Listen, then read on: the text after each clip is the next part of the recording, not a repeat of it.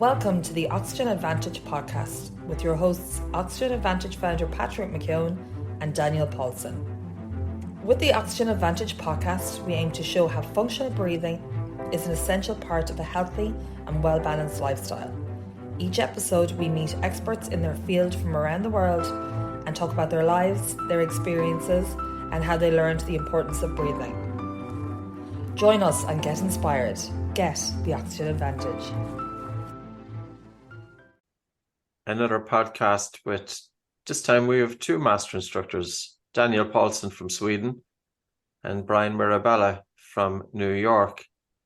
And I suppose I'm going to start off with Bryan.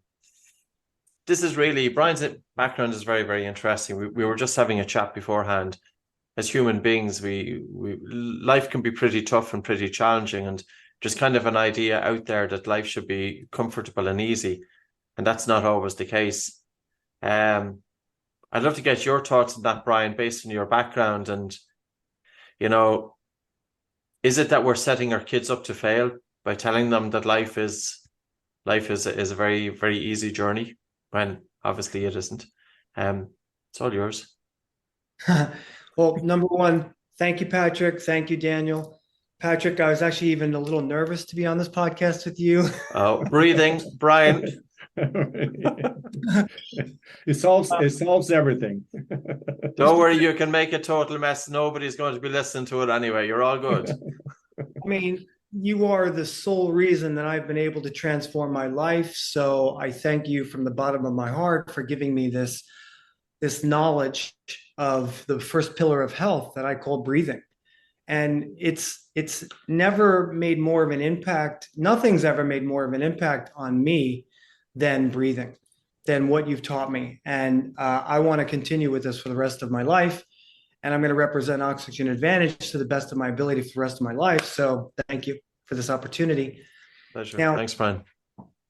When I was growing up, I was born in 1969 in the Bronx to a poor single mom.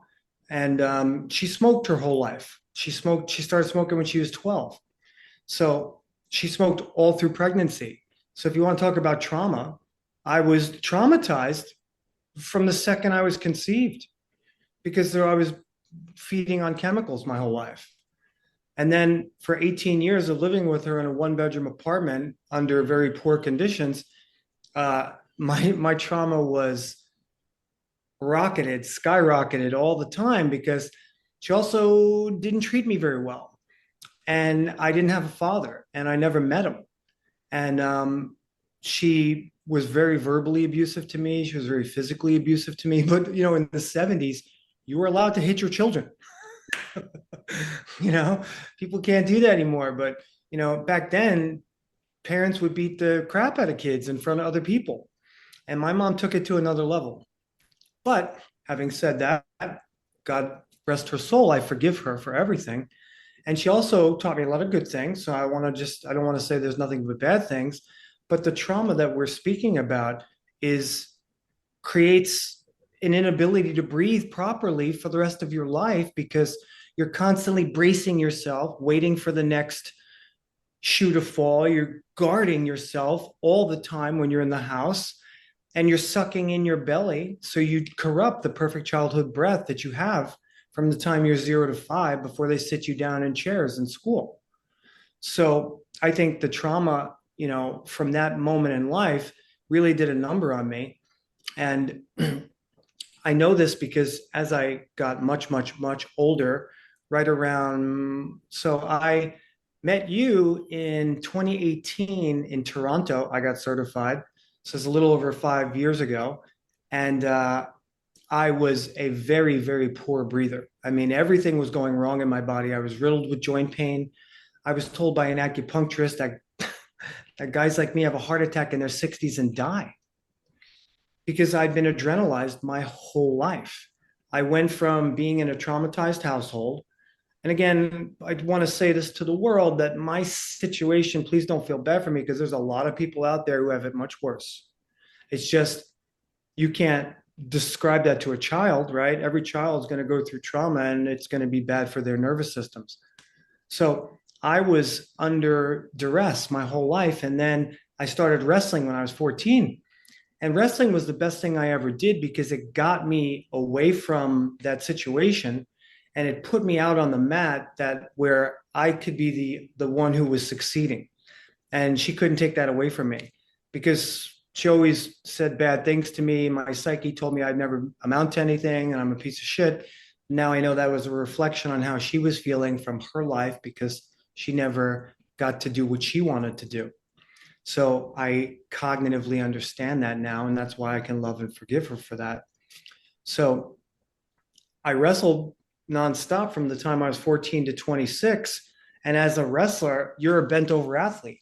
It might be the single worst, besides being on a bike, it might be the single worst sport you can do for your breathing because one leg is forward. So now my hips are alternated. One pelvis is going forward, one pelvis is going back, and that's going to go up the chain. So now we go from the pelvis to the organs to the diaphragm. And my diaphragm was also twisted. It was literally twisted because it's fascially woven to the entire cellular communication in your body. I call it the fascial diaphragm, but we can go there in a second. So when it's twisted, you're never going to take a full breath. You're never going to open the diaphragm and gain that amplitude and that intra-abdominal pressure that you need. Now, I was very successful, but I also got to the points of success where I had performance anxiety, and it held me back. So, you can look at it and say, now I look at it and I'm like, well, was it my breathing? Like you always talk about that all the time. Was it the asthma, or was it the breathing that fed into the asthma, or was it the sleep apnea that fed into the breathing, right? That feedback loop of breathing, emotions, and sleep. And that's what really got me thinking and really had me diving deep into this world of breathing. And long story, now 6 years into this journey, I've been able to recover every physical deformity that I've had. My organs are now in tip-top shape. I have no more joint pain. I'm 54 years old. I'm moving as good as I did when I was 20, and I was a broken down man at 40 years old. I had 2 herniated discs. I've regrown all the tissues in my body. You can regrow all the tissues in your body. And I now, I get to work with world-class athletes. And I think the reason I'm successful at teaching our method of breathing is because I can easily relate to them. I know what kind of trauma, other than their family history, I know what kind of athletic trauma they've done to themselves, because I can put myself right into their shoes and I can literally put myself into their sport. It doesn't matter what sport they play. I know what it is, because as a wrestler, I don't think maybe there are athletes that work as hard. I don't think they work harder than a wrestler. And not to mention that I'm fighting somebody the whole time. And I could be doing that 2 or 3 times a day, every single day. And I'm never taking a rest. And of course, there was never, not even a sliver of mention of breathing. And the way I got into breathing was right before I met you. I went to a barefoot movement seminar here in New York City. And they brought out somebody on day 3. It was a 4-day seminar, and they brought out a person, and they said they were going to talk about breathing. And I went, oh, Jesus. Danny Clare, was it? What? Do you remember who it was that they brought out? Lois. Who? Lois Laney. Oh, very good. Excellent. And I remember thinking to myself, almost out loud, like, Jesus Christ, I came here to learn movement. Why are they bringing someone out to talk about breathing? I was totally against it. I was like, I don't need to know about breathing. What is this? And then, boom, it just hit me right there. It just hit me. And I said, okay, this is something I need to follow through on. And then, like dominoes, once something's in your awareness, it starts happening. And then literally a month and a half later, somehow I got an email about your book. A month and a half later, I got an email and I read your book. And it was so far over my head because I didn't learn anything about respiration. I was a phys ed major. They didn't teach us respiration. You go to the doctor every year for a physical, they don't look at how you're respirating. It's the single most important thing for a human being, and it's not talked about. Well, now it is, but it's not talked about at all, right? How do you live an entire life and not actually teach somebody to breathe? You teach them how to brush their teeth. You teach them how to comb their hair. You teach them how to put eye drops in. You teach them how to eat with food, but you don't teach them how to breathe properly. You just take it for granted. And then due to trauma, people that are holding on to the trauma and these repressed memories, it's stifling your breathing. It's speeding up your breathing. It's almost never slowing it down, right? It's not going to slow it down. It's going to speed it up. And what I say a lot is that, I've worked with now in 6 years, Patrick, I've probably worked with at least 600 people, and because I do a lot of online trainings, and I've only met, and just recently I met the second person. I've only met 2 good breathers in 6 years, 2, and that's striking to me. So I say the world has a breathing disorder, and when I measure people's Bolt, I would say the average is 7 to 14. And for an athlete, I would say it's 15 to 22, because athletes they breathe a little bit better because they're working harder and they're dealing with their carbon dioxide more than a person who's sedentary. So trauma plays a huge role in that, but you can overcome it. Now, I also want to talk about methods of breathing. There's a lot of breathing out there, and they call it breath work. I don't teach breath work. I'm a restorative breath instructor, and I teach restorative breath exercises to establish our innate ability to breathe the way we're designed to by God. And if you speed up the breath, you're not going to be functionally breathing correctly, and you may have a cathartic release, and I don't want to name names. You guys know what I'm talking about. You may have a cathartic release in the moment, but does that mean you've released trauma just because it comes out to the surface? No. In fact, it could get worse. People could get stuck in that trauma that it just came out. So what I like to teach people is I believe that we're channeling the way the masters taught it. When I say masters, I'm talking about thousands of years ago, monks, Indian masters, where they had nothing to do all day, and they weren't talking all day. They had already mastered the art of breathing because they didn't have to traumatize their airway by talking. So they were coming from a place of already knowing. That's what I call it, gnosis, right? They already knew how to breathe. And then somewhere down the line, somebody profaned the mysteries and they said, well, what if I sped up my breath? And then it started to gain some steam in certain sections, and then it dissipated out into the world, and it doesn't mean it's good for you, even if you feel good from it. And I would counter and I would say, well, if I feel good from it, that's because I put the awareness on myself during the session.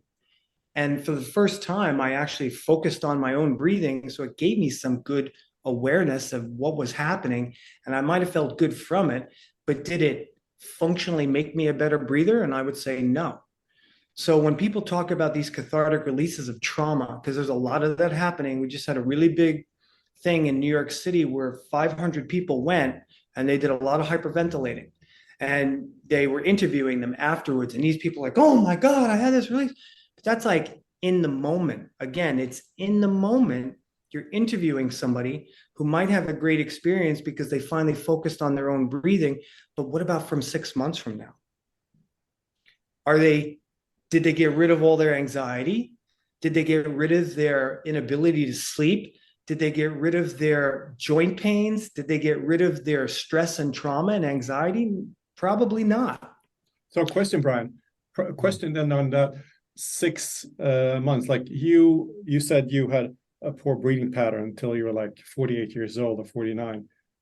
And how long did it take you to restore your breathing? And not how long, only how long, but how much time did you have to put in place? Because we're talking about people are already mastered their breathing. They're quite different than a normal person. So what would you, for you, and then what would you tell a normal person? What can they expect? Great question, Daniel. Well, number one, I don't think I've mastered my breathing yet. I think it takes at least 10 years to become a master at breathing. And I'm only 5.5, 6 years in. So I don't even think I've mastered it, because if I think I've mastered it, then I believe I know everything, and I know I don't know everything. And for me, I'm more of an experiencer.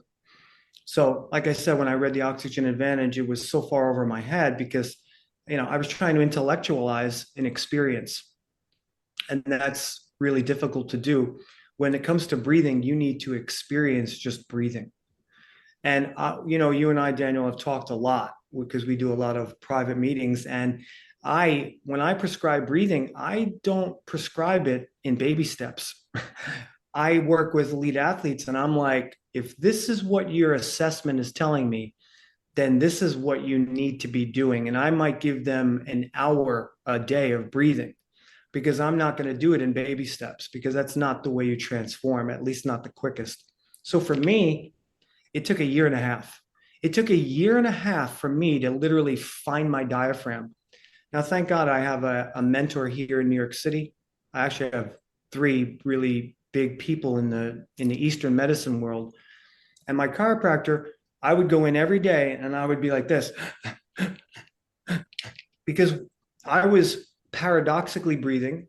Not only were my nostrils collapsing when I inhaled, but I was breathing in, my belly was going backwards, and my chest was getting larger. I had a -1 relationship between my inhale and my exhale. So I was in dire straits. And that's why I felt terrible. That's why I was an insomniac. That's why my organs were failing, because I was riddled with acidity. And it took a year and a half of very much constant struggle. In fact, I didn't feel good every day. Now, for the world out there, it doesn't mean that that's going to happen to you. The younger you are, the easier it is to change. But from my experience, and Patrick, in the beginning, we didn't have a support group, right? There were no OA refresher courses all the time. There weren't a lot of online trainings. As you know, every time you've done an online training, I try to show up because I want to hear what you have to say all the time, because it's just going to keep reinforcing my own knowledge. So I try to go to the trainings. But in the beginning, it wasn't really like that. So for 2 years after I took the OA certification, I was sort of left out in the cold. Not your fault, but I was sort of left out in the cold of what's happening. What's happening right now? Why do I feel terrible when I'm trying to do all the right things? I'm following everything to the T, but something's happening. I can't feel good. I can't breathe. And I was so stuck in my upper chest when I tried to slow down my breathing. My nervous system said, oh no, Bryan doesn't breathe like this. He breathes hard, fast, and shallow. And you have to take time to repattern that respiration center in the lower half of your brainstem, which is your primal brain, which is your subconscious. It's where you store all your stress and trauma. So here you are in your 48th year of life, learning something new, but now you have to overcome everything you've put yourself through for 48 years. And you try to do it with slow breathing. So for Daniel, for me, it took a year and a half, and it happened on my chiropractor's table. He was working on me, and all of a sudden, I felt it. I felt my diaphragm go, and all this stress released. All this stress released right around here. And I went, oh my God. And he looked at me, and I said, what just happened? And he said, yes. And I said, Zev, what just happened? He said, your diaphragm released. And I was like, holy shit. And all of a sudden, it was like a wave of energy released from me. And I had, that was my first aha moment ever with breathing. And I've had 3. And that aha moment was like, and if you had asked me if I was an anxious person before that, I would have said no. Because I thought, well, I've wrestled my whole life, but I'm an athlete. I didn't put that together that I was actually anxious, that the anxiety was stopping me from sleeping, was stopping me from breathing. Or was it, Patrick, was it the breathing causing the anxiety, causing the inability to sleep, right? And that aha, from that moment on, I said, wow, this is profound. And I need to teach this. And I was only teaching it in bits, Patrick. I was only teaching it I'm a personal trainer as well. Alert from calendar. Oh, Breathing boy. W. Bryan weekly discussion. Sorry, I have notifications. But you're very technologically advanced as well, Bryan. Well done. So from that standpoint, from that point forward, I said, okay, I just basically added years to my life because I realized that when the anxiety left my body, it was so profound that I said, there's got to be even more that I can attain. And then because I'm a wrestler, because I have an intense discipline and desire, as you guys know, I'm a fruitarian, that takes intense discipline and desire to eat fruit most of the time of your life. And I just put myself to work. And then boom, COVID happened. And I'm in Manhattan. And when COVID happened, we were the first city in all of America to be shut down.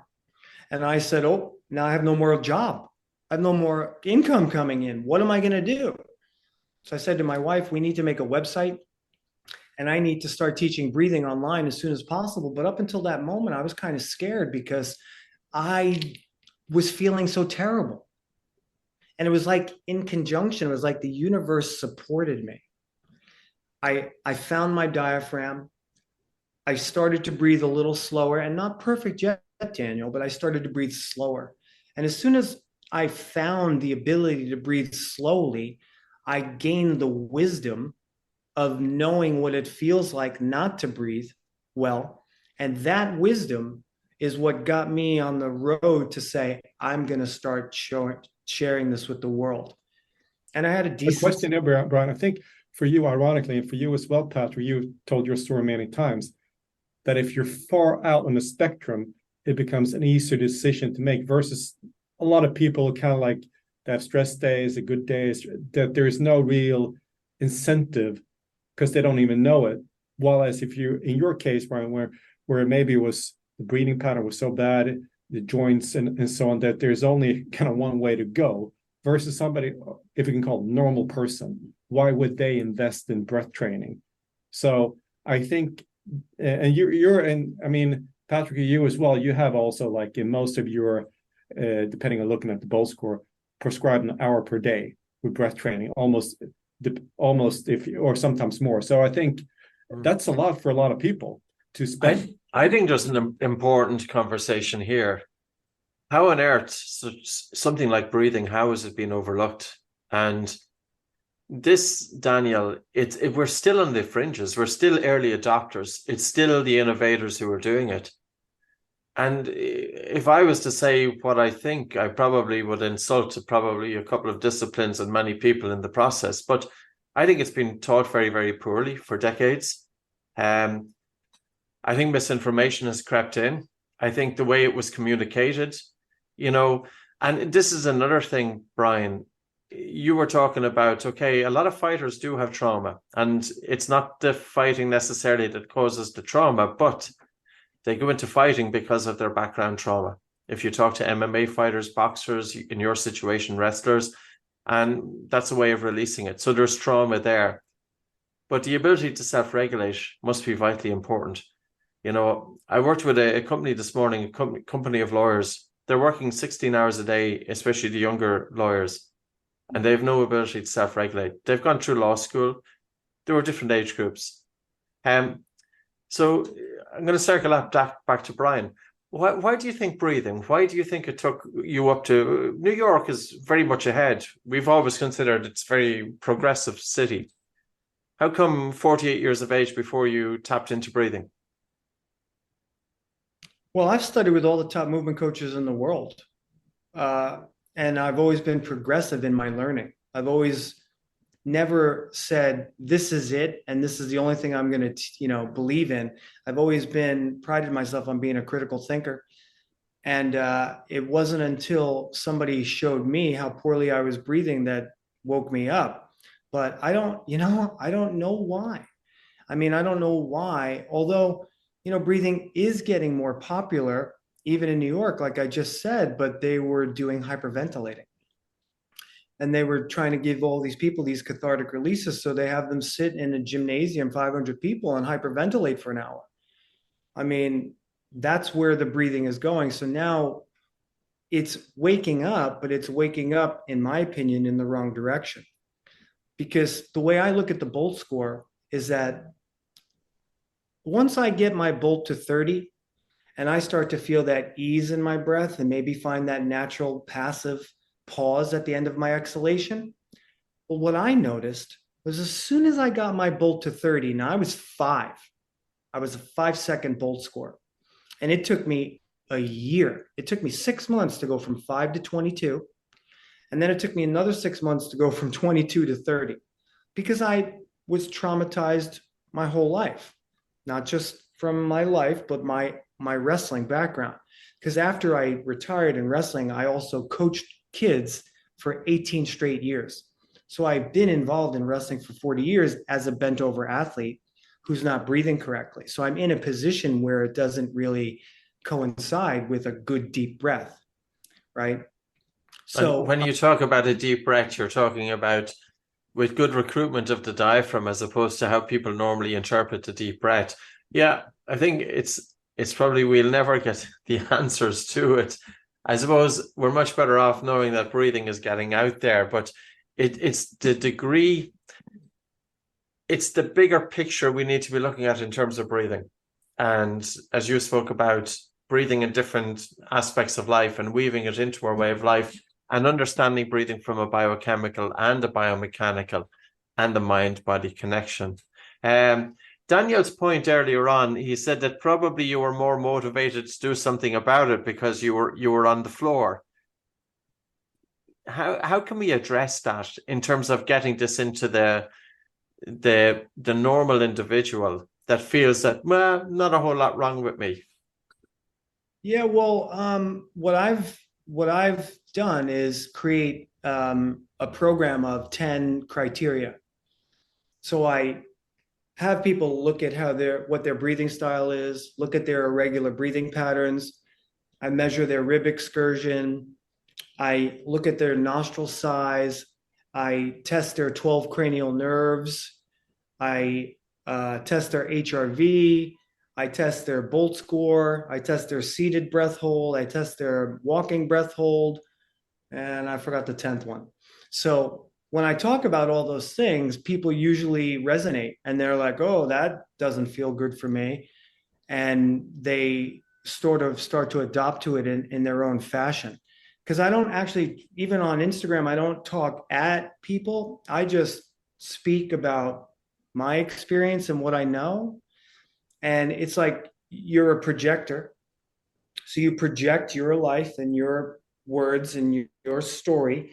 And everybody who falls within your light resonates. And the people on the periphery, those are the ones that, like me in the beginning, were like, I don't want to freaking hear about this. But you allow that projection to just keep going. And then eventually the light's going to expand more and more and more, and more people are going to come into that light. And then the ones that are on the outside, it's not that they're doing anything wrong, it's that they're just not ready. And the only way to get people ready is to talk about what you know. I think that Patrick, your books, our podcast, the biometric devices, but what's lacking is in the school system, like to bring it in actual training, but also education. So when you go to school, you actually learn about it. So it becomes, something that's you just do, just like warming up for as an athlete. So I think there's ways to go because for doctors, if it's not in their curriculum, I don't think it really exists. I think they do a little bit, of course, but also for physical education, if you put it in there, I think that's a very important step. But I think you can see now athletes more and more.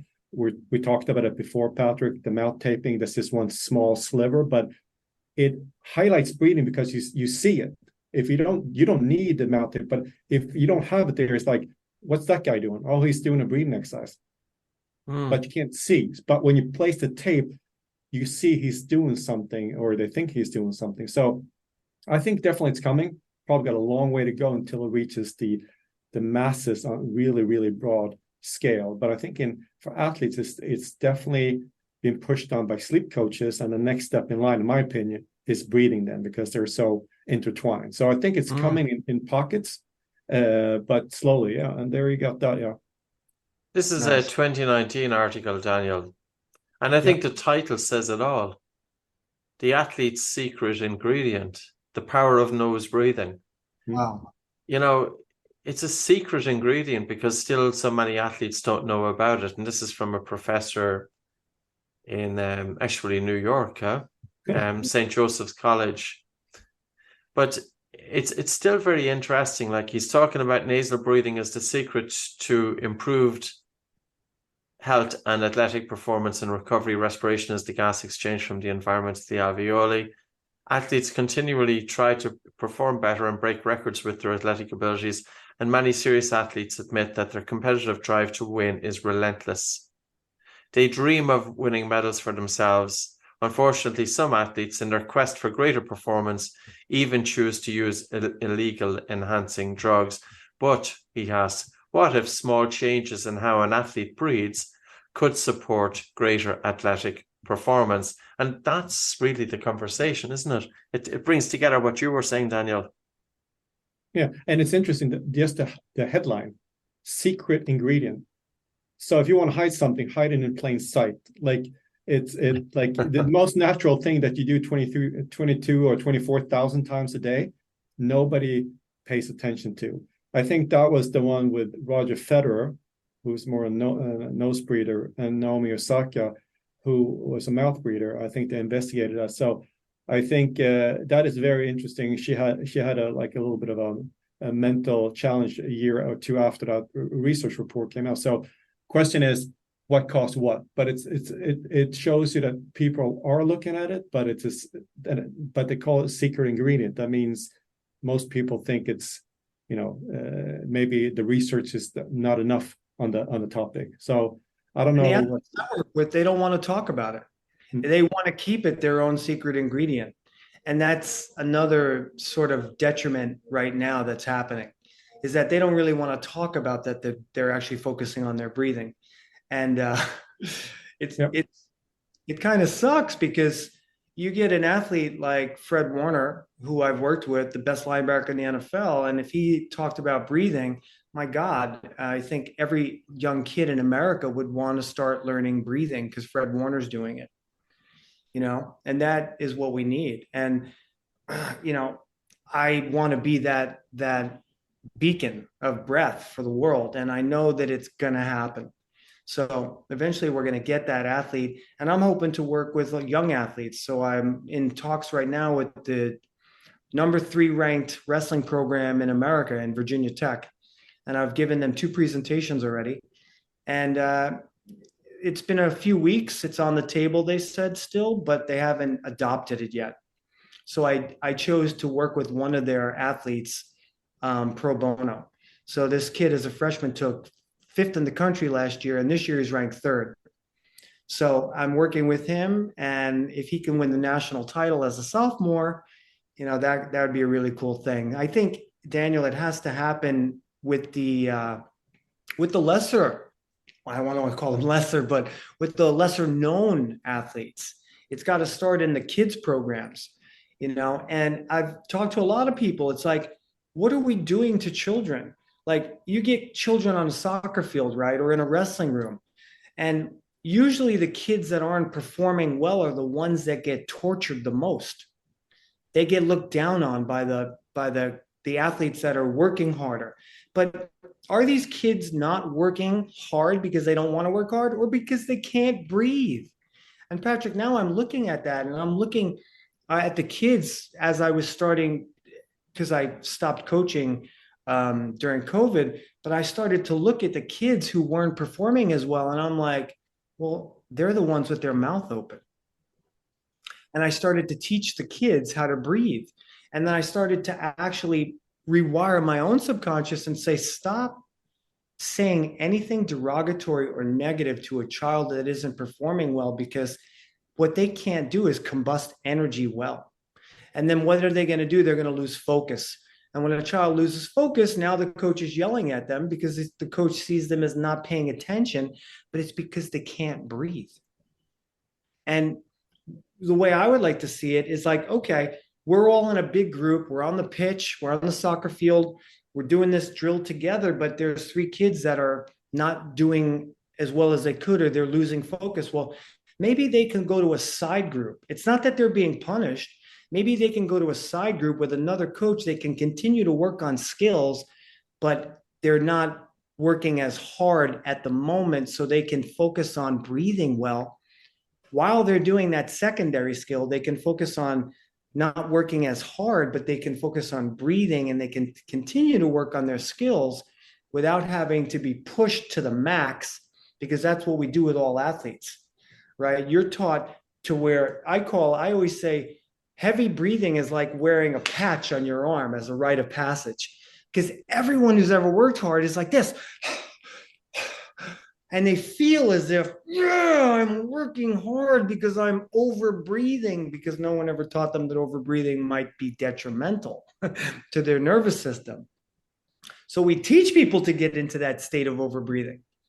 Well, I got an athlete in Canada, in Ontario. He's fought 87 professional Muay Thai fights, kickboxing fights. And he said, I'm in the best shape of my life. And he's got a very famous coach. This guy's name is Wolfgang. He's from Austria. He's one of the top kickboxing coaches ever. And when Rocky started breathing with me, he said to the coach, Sensei, I respect you and love you. You've been my coach forever, but I'm actually working with a breathing instructor. And when I get out of breath in practice, I'm either going to slow down or I'm going to stop and recover my breathing. And he thought the coach was going to flip.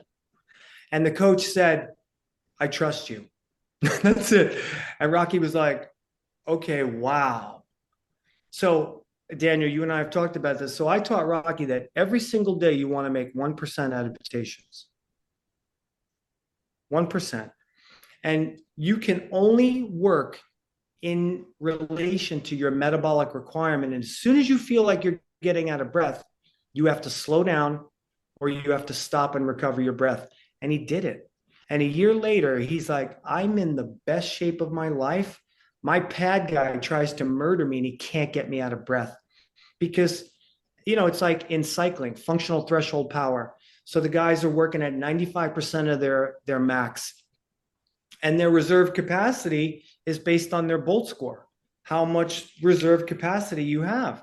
So as soon as they hit a hill, now they're working above 95%. And when they open their mouth, because they're going to do that, they're going to open their mouth to work harder to get up the hill. But when they come back down, they gotta go all the way down past 95% in order to recover, right? But if we trained at 95%, let's say we're on the assault bike, and today I'm doing 100 watts, but my cadence, so I'm on the bike, and I also train another very famous athlete, and I'm not going to name his name because he's not breathing correctly, and I don't want to call him out. So let's say you're on the assault bike and you're at 100 watts today, right? And I'm telling you, you need to keep a cadence of 3 seconds breathing in and 4 seconds breathing out, maybe even 5, but that's for the really advanced breathers. So let's say 3 in and 3 out, or 3 in and 4 out, but you can only work to that level without opening your mouth. And as soon as you can't, the exercise is done. I don't care if you think you need to work out for an hour. If it only takes 10 minutes till you hit that anaerobic threshold where you're now running on sugar and not oxygen, the exercise is over. And then the next day, all of a sudden I'm at 105 watts, but I'm still breathing in for 3 and out for 5. And then the day after that, I'm at 110 watts because I'm still breathing in for 3 and out for 5. And that's how you build power into your nervous system and respirate at your metabolic requirements, because as soon as you guys know this, as soon as you go past that threshold, you're now creating an energy depletion in your nervous system. And it's a very simple context, but are the athletes willing to do it? Are they willing to buy in? And that's where it is, Daniel. Where's the buy-in? And the buy-in's going to happen. It's going to happen. How do you then, in practice, for me, it makes sense. Although it will be very difficult, especially with teams, because if you have an hour's practice, they're going to have an hour's practice. But if somebody in any sport, if they reach that anaerobic threshold, they just have to go for a while with mouth breathing and then try to recover as soon as possible, micro reset. Or what's your in any sport? In practice, no, you don't open but in games or competition. In games, if the athlete feels the need to open their mouth, then they can open their mouth. And the way I liken it is I call it cheetah breathing. So if you look at the animal kingdom, because they're breathing exactly as we are, except they're bent over. So they're breathing exactly as we are, carbon dioxide and oxygen. And when the cheetah and the antelope are in the chase, the cheetah's mouth is closed, it's breathing through its nose, and so is the antelope. And as soon as the cheetah gives up, it gives up not because it has a thought that says, oh, geez, I can't catch this little guy. It intuitively feels that the lactic acid has become too much. And the cheetah doesn't say like a human, well, I'm going to push myself as hard as I can. I'm going to open my mouth and I'm going to keep running till I'm exhausted. The cheetah would never do that. It intuitively says, that's it. I've hit my anaerobic threshold. I'm going to stop.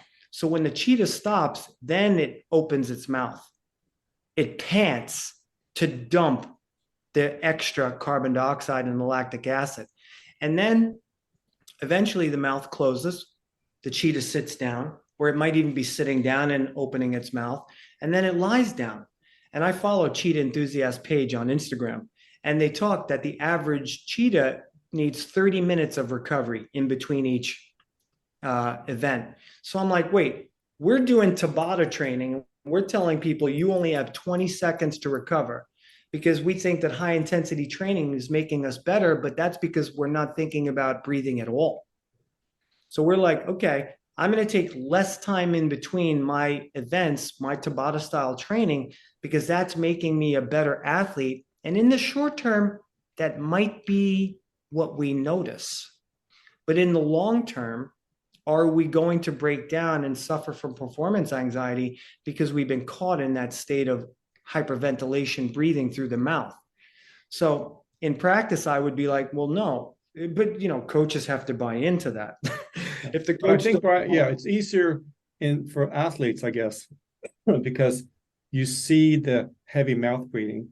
But Patrick and Bryan, in normal day-to-day life, at office or something, they may be an elevated respiratory rate or even mouth breathing, but you don't see it, you don't pay attention because it's not big, and the difference is not big enough when you get stressed versus an athlete that pushing the boundaries. So you really know that it has an impact. So again, I think athletes are sometimes leaders of this, because if you switch that, then you can bring it and explain it to normal people.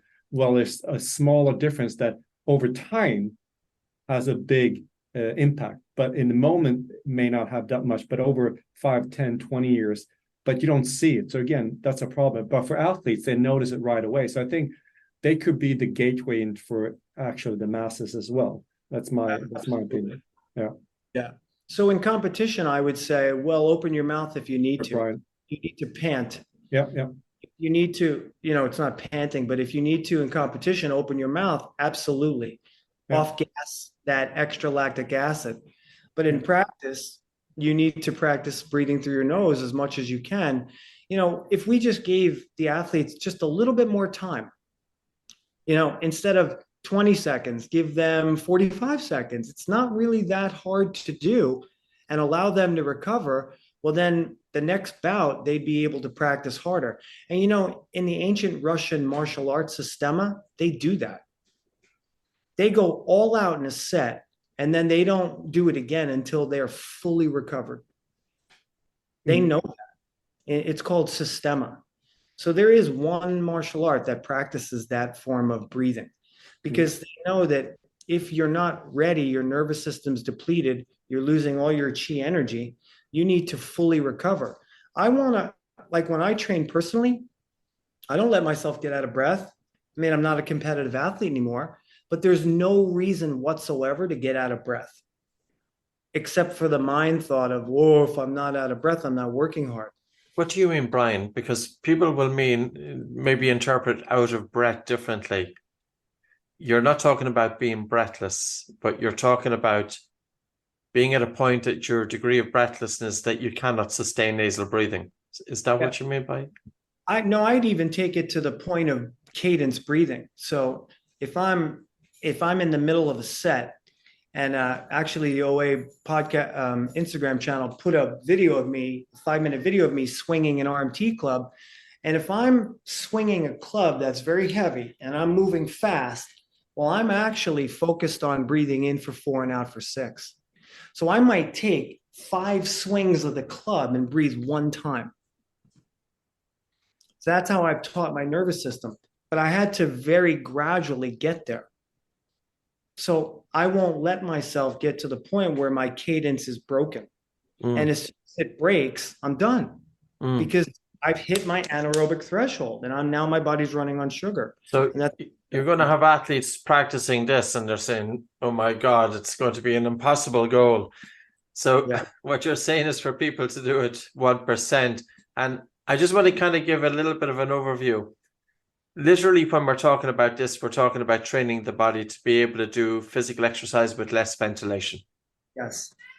And normally when we do physical exercise or an athlete does physical exercise with their mouth open, mouth breathing during exercise will not change breathing patterns, doesn't improve them. So this is almost like it's training for the body, but also training for the breath and training for the brain. So that when you do your physical exercise, now, I probably wouldn't be as so strict on the nasal breathing 100% with athletes. More professional, I kind of bounce it a bit, but I do see exactly, I think this is a great conversation. So we're getting athletes to do their physical exercise with their mouth closed. We're purposely adding an extra load onto the diaphragm, and also adding an extra load onto the biochemical dimension of breathing, increasing carbon dioxide in the lungs and blood. And okay, you could argue the theory is that we're resetting the respiratory center in the brain, but I think there's also neuroplasticity kicking in there, that we're changing the behavior. And then the benefit of this is that then when the athlete goes to do what they do, they don't gas out. Yeah, beautifully said. A question for both of you. What if when you nose breathe and you get up to the CO2 tolerance level, let's say at the 50 millimeters of mercury pressure, whatever it is, if you do 3 hyperventilations, for example, to reduce it, because you reduce it very, very quickly, it may be down to, 35 or 30, whatever it is. And then once you kind of master that, you go to 2. Then when you master that, you go to 1. And then you kind of go see where you can go. So you kind of take it in, because it's 0 to 100. It's a big difference. And if you see 3, you get back to where you can nasal breathe again, and then 2. That is maybe one way to bridge it for athletes first in training, although you're a little bit more hardcore, and then in competition. How fast do you think you can get it down, Patrick, in your experience? Like normally one single big breath can remove between 7 and 16 millimeters of mercury pressure CO2. Yeah. That's one single big breath. So how many 16 or 17 or 6? Between 7 and 16. 7 and 16. Okay. Yeah, one single breath. But I think there's 2 parts to this answer. One is what Bryan spoke about already, and I'm not sure if we want to do the math so quickly on this. But when we're talking about ventilation, we can be talking about the air that's coming into the body versus the air that gets down to the small air sacs in the lungs. Yeah. And then we have the respiratory rate multiplied by tidal volume to give us minute ventilation. And if we have an athlete who's panting, we'll say 20 breaths per minute. Now, I'm going to keep the maths very simple here. They're not going to be breathing 300 mil. I'm just doing that for easiness sake, but we're saying 6 liters, especially during physical exercise. In order to find out how much air is getting down to the small air sacs in the lungs, we have to subtract that space, because the last 150 mil of air doesn't actually reach the small air sacs. So in this instance, this individual is panting fast and shallow. And even though they're breathing 6 liters of air into their body per minute, only 3 liters is actually taking part in gas exchange, because 3 liters is stuck in dead space. So Bryan is talking about slow down breathing to improve alveolar ventilation. From 20 down to 6 breaths, we'll say each breath increases proportionately to 1 liter. We're still breathing 6 liters as before, but when we subtract dead space, 1000 minus 150, this gives us 5.1 liters. So here's 2 things. One is that if we change our breathing pattern to slow down the respiratory rate, but to take fuller breaths without hyperventilating, we improve gas exchange so that oxygen can come in easier and the excess carbon dioxide can be removed from the lungs easier. So I think that's one aspect, Daniel. And the other aspect is that you're saying is that when carbon dioxide increases in the blood to say 50 millimeters of mercury, and it's very difficult to sustain. This is tricky too, because I'm not always sure what does it increase to during high intensity exercise. If I look at Dallam's paper, it was 44 millimeters of mercury. So the body is very sensitive to the accumulation of carbon dioxide. So we're saying then, well, how can we get rid of this excess CO2? Because excess CO2 generates air hunger. And you're saying is take a few fuller breaths, get rid of CO2, then we go back to normal breathing. And this is the experiment. This is all the good stuff that we are talking about. Yeah. So I will do that. I will do that almost tonight. I will test. That's what I do. do. I will, but also the like one of these pulse oximeters, when you go really hard, it may drop down a little bit. So it's but not that much. I think the CO2, but it's more difficult to measure. It's more expensive, I would say. So this one is easier, but it won't move that much when you do the breathing. So when you train hard. So, but I think that is one way for athletes to kind of bridge that gap, to go from, their normal breathing, the way they breathe today, and tomorrow you tell them, 100% nasal, but bridging that with maybe some mouth breathing in the time. That's one way of doing it, at least in competition. And then the question is, in training, what is the best? Is it Bryan's method? But it may be the best, but from a practical standpoint, working with elite teams, it may be very, very difficult because you need, like say, a full buy-in. So even though you have one, you need a coach like Bryan with a whip in hand. Exactly, exactly. So I think what's the optimal way of doing some stuff, and what's the practical way, not the practical way. So because it's yeah. So I think that I definitely would be coached hard by you, Bryan, because when I train CrossFit, I do mouth breathe, and I'm very, very aware of it, and I've tested a lot of stuff, but it is and that's also more difficult because you change movement. It's not the same movement, so just the fact that you change movement is also difficult. So but I am thinking about it all the time to optimize it. So I will try it. You're hypertense and vasoconstricted. Yeah. And I don't really see how that's really any benefit to the athlete at all. I mean, that's just, it's like when we started as an athlete, we started at 5 years old. Now, I didn't start wrestling till I was 14, but it took me years to learn how to wrestle. So why can't we take years to learn how to breathe? And that's because the athletes want everything right now. But yet, like my fighter in Ontario, he did it the right way. In my opinion, he did it the right way. And he took 8 months to learn how to breathe, but it only took 8 months out of his 15-year fighting career to get to the level where now he's like, I'm in the best shape of my life. So I have that experience with an athlete who's been world champ, and he might fight for the belt again. So it'd be pretty cool to see how. What about Bryan? Okay, you do that, but the loss of potentially muscular performance, because if you work out for like 40 minutes and you do whatever you do on a bike or whatever, versus 10 minutes in the correct way for breathing, then you lose 30 minutes of potentially muscular performance. So you get like a bank account, plus and minus. You gain here. Maybe it's short-term versus long-term as well. The long-term goals overarch the short-term goals. So what's your view on that? Well, that's tough too, because look, frequency would be better than duration. So if we really wanted to, maybe a wrestling practice would be 30 minutes in the morning, 45 minutes in the afternoon and another 45 minutes in the evening instead of 2 hours straight. Right. Yeah. So you allow the individual and the nervous system to calm down and restructure itself, rebalance the blood gases. But of course, that would change everything, right? People would have to buy into all of that. And every wrestling practice I've ever been to is 2 hours. And it's 2 hours of brutalization. It's not even when I was in high school, I did football first because I didn't know anything about wrestling. And I was doing pull-ups in football practice one day. And I was doing pull-ups, and the coach said to me, I jumped down. He goes, "Why'd you stop?" I said, "I got bored." He goes, "What do you mean you got bored? How many did you do?" I said, "I don't know, like 47. He said, "What?" I said, "Yeah, like 47. I stopped." And he said, "Are you going to wrestle?" And I said, "What's wrestling?" He said, "If you ever want to run with the football, you're going to wrestle." And so I did 3 months of football practice, and then I got to wrestling practice. And the first 2 weeks were so difficult that I went home every night and told my mother, "I want to quit. I want to quit. It's too hard." And that's it. When they went up such a level with wrestling that I was just like, I can't do it. And then something clicked.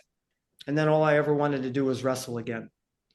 But, I had that ability to want to be pushed, but it didn't mean it was good for me. And knowing what I know now at the age of 48, when I was told my organs were failing, well, I think that my whole life of overbreathing led to my inability to keep my organs in good shape because I was lactic. I was holding on to acids my whole life, and then I wasn't utilizing oxygen. And here I am 6 years in, and I feel like I'm younger. I feel like I'm moving better than I ever did before, and I feel like I can wrestle with 20-year-olds. But I took the time, because I'm not a competitive athlete anymore. I took the time to regenerate my nervous system. A question for both of you. Does it make sense if you're an athlete, because and you train twice a day, and most of them are overbreathing, and mostly they're overbreathing for a majority of the time. So let's say 3 out of the 4 hours. How much do you have to compensate to kind of, if you can call it underbreathe, to maintain baseline on every day? Because you if this is your baseline, you get up and you're at a pulse rate and respiratory rate that is very, very high. What do you have a percentage? Any of you that think if you train hard for 4 hours, you're in overbreathing for 3 hours, you should compensate minimum an hour a day or even more. Any thoughts on that? I don't think there's a minimum or a maximum. I think it's based off their ability to recover. Because I tell athletes, there's no such thing as overtraining. There's only such a thing as under recovery. I don't ever want to take the training away from the athletes. But I want to make sure that they learn how to recover. So it depends on your Bolt score. If you got a Bolt score north of 40, well, you're not going to need to do an hour of slow breathing a day, because you're already kind of in recovery mode, because you're ventilating less when you're exercising, right, Patrick? So if you're ventilating less when you're exercising, then you don't need as much time recovering, because you've already built that stature in your Bolt. But if your Bolt is under 15, well, geez, you need a lot more recovery than the next person. So what determines recovery for you? Is it back to recovery to Bolt baseline, or is it something else? Like what determines that or is it a percentage of your recovery? It's resonant frequency cadence breathing. That's what I call it. So we want to neurologically rewire the brain stem to be in parasympathetic mode, and that's what 6 breaths a minute does. And when you guys put out that paper on our master's group, how if you take 6 breaths a minute and you studied those people for 15 minutes, and then you had another group breathing at 7 breaths a minute, just one more breath and more than resonant frequency. Well, there was 50% less positive benefits to the group that took one more breath, 7 breaths, than the group that took 6. So it depends on, and with recovery, I think we could leave it up to the athlete too. Like I have a young, terrific man playing for the Ottawa Senators right now, and he's a kind of a phenom young defenseman. He's already scored 3 goals this season. And he's practicing resonant frequency breathing as often as he can in his off time, because he says that makes me feel the best. That's when I feel recovered, is when I'm sitting still and I'm focusing on my cadence, 4 seconds in, 6 seconds out, because the brain waves slow down into alpha and theta. And as soon as that happens, the body starts to rewire itself. And then the parasympathetic tone takes over. I mean, look, as an athlete, we're forcing ourselves into fight or flight. But fight or flight is something that's not supposed to happen. Ideally, we should live 100 years without ever experiencing trauma. That's really what life should be, meditative flow, right? I don't even believe there's a flow state to get to. I think it should be part of my everyday experience. But as an athlete, we're always in the fight or flight response because we do things that are outside of baseline. But ideally, we should never even experience the fight or flight response because it's designed to get me out of danger or fight for my life. Other than that, the brain doesn't want to experience it. The brain only knows 3 things. Namaste, the God in me sees the God in you. I love you. Number 2, I'm calm. And number 3, I feel safe. And most people don't feel safe in their own skin, and they don't even know it. So, what about for an athlete then? Like, do you mean resonance frequency, like that they should be able to, after sprints, be able to breathe like 4 and 6 out for them to start the new sprint, and then also after practice, before next practice, they should recover their whatever it may be, Bolt score, HRV. So like if you need 3 hours to recover until you train again, that's it, or 5 hours, and then also overnight. Would you like, if you take those 3, like if you're sprinting, your next sprint, should it be, you should be able to sustain that cadence before you do it again? No, definitely not. There are micro recovery methods. Yeah. Right. There's macro recovery, which is meditative flow, being in bliss all the time.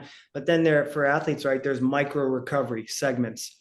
Yeah. So I'm going to recover different after sprint repeats than I'm going to recover after a long practice. Yeah. So we alter the recovery protocols after each segment of the training. Okay, so an example of that, like you run a sprint and you want to do, because that's, I guess, a fitness test. You want to do a sprint again, 400-meter sprint, for the sake of argument. How long should that, what do you do before that next sprint? Is it a cadence breathing, and then you kind of, okay, now I'm ready again? Would that be it? Yeah, for me, and what I teach is I have them learn to minimize their breathing in 6 breaths. So, Patrick, you might not know this, but Daniel's seen this. So back in July, right before I kind of hurt my hamstring, I was running at a 6-minute pace. I'm not really sure what that is in kilometers, the pace per minute, but I hit 290 meters following a passive exhale. So I was able to breathe out, hold my breath, and I ran for 290 meters. And as soon as I got to 290 meters, it wasn't to the point, even Patrick, I follow the principles to the T. It's challenge, but don't stress yourself out. So I'm only saying, I think that's an important one. There should be a caveat. Don't do this at home. Yes. So just to explain what Bryan did, he did exhale and hold his breath. So take a normal breath in through the nose, out through the nose. I don't know if you pinch your nose or not, but hold your breath, and sprinted for 290 meters. That's about 2.5 football fields on a breath. Well, at least an Irish football field, I think, is 110 yards. But yeah, that's tough. That's good going. But I was able to recover in 6 to 8 breaths. And that's my benchmark. So Daniel, that's how I teach the athletes, is your workload can't exceed your ability to recover. Okay. You've got to focus more on your recovery. So if you can't recover, then your workload was too hard. And that's where the 1% adaptation comes in. So after a 290-meter run, I was able to recover in 8 breaths. And then I took 1 minute of cadence breathing. And then I did it again. And I did it like 6 times. So I didn't just do it once, I did 6 times. So now I know, Patrick, you have it all, outside your house. You have the run down to the ocean. I have it all here. Just on the point, and because sometimes we think, I'm just conscious of time, but on the point that we often think that athletes will have good breathing patterns, and then we look at a paper like this. Now, this was published in the Journal of Strength and Conditioning Research in, I think, 2022. They looked at 1,933 athletes, and they found that 90% of them had dysfunctional breathing from a biomechanical point of view. There were athletes across multiple sports and ages screened from 2017 to 2020. They were assessed using the high-low test. It's very interesting here. It tells us a few things. One is that these athletes, that they've been playing sports, but their breathing wasn't improved as a result. And my first point would be is that in terms of our everyday breathing patterns, how we breathe during sports is how we breathe outside of sports. So it's very important to consider how do you breathe during your training, but in terms of recovery, what Bryan was talking about, and Daniel, how do you breathe outside of your training? Because it's your breathing during rest, which is going to influence your breathing during sleep and your breathing during sports. And secondly, these athletes would have been at an increased risk of injury. 1,933 athletes, Bryan, 90% of them had dysfunctional breathing. And if you have dysfunctional breathing from a biomechanical point of view, you're going to be more at risk of injury. So, Right. There's so many different aspects to it, Yeah, it's amazing that it hasn't. I think it is, though. It is. I think it's great where it's going. I think it's super. And it's not a fad. It's not just one of these honeymoon phases it's going through. I think it's here to stay because people are starting to get it. Final words to Daniel and Bryan. Daniel? No, I think we, myself and the three of us, could keep on going all day. I'm fascinated by it, especially in the sports performance, because I think it's when you go to the extremes, it gives you an easier overview. You can see it easier, versus when you don't necessarily do anything, you can't really, especially with breathing, it's harder to tell. So I think it really, when it comes to athletes, it's easier to see, and you get sometimes an easier buy-in because you can really see it makes sense, versus somebody who kind of just lives a normal life. And I think it will probably get there at some point. But I think for athletes, you can see that so many top athletes are doing it, and they're saying they're doing it. That means it's probably a big shadow number as well. So I think that's why I'm interested in how athletes are doing it. And then getting into schools, universities, and educations. Once that happens, it becomes more mainstream. So, yeah. Yeah. I just like the fact that we're changing the paradigms. We're actually supporting the athlete. That's how I look at it. I'm supporting the athlete. I want the athlete to be able to perform the way they want, but I also want them to live a healthy life. And I want them to live a long and healthy life after sports. So I'm not just trying to help them become a better athlete. I'm trying to help them become an overall better version of themselves, so they can have everything they desire in life and not die at a young age, because athletes typically die young. And, I've worked with professional soccer players too, and you guys know this. Every year, a soccer player dies on the pitch. Every year. Why do you think that happens? Because they've overworked, right? And they're not breathing well. Now, if you got into a car and the steering went on the car, they pulled that line of the car off immediately. But why don't we do that for human beings?